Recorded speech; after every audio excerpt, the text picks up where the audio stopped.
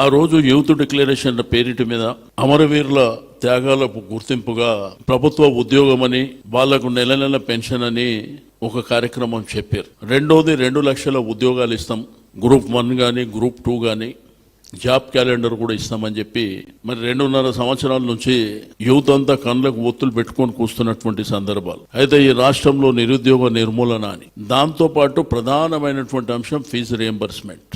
ఆ youth declaration లోనే fee reimbursement కూడా పెట్టి ఇదే కాకుండా లక్షలాది మంది స్టూడెంట్స్ ని ఏ రూపాయి లేకుండా చదివించడమే కాకుండా మేము విదేశీ విద్య విషయంలో కూడా మరి కేసీఆర్ గారు బాపురావు పులే పేరు మీద కానీ అంబేద్కర్ గారి పేరు మీద కానీ మరి ఇస్తున్నటువంటిది మేము కంటిన్యూ చేస్తామని చెప్పారు, ఇంకెక్కిస్తామని చెప్పారు. అయితే ఒకటి బర్నింగ్ ఇష్యూ ఏంటంటే ఫీజు రియంబర్స్మెంట్ అనేది చాలా ప్రధానమైనటువంటి అంశం.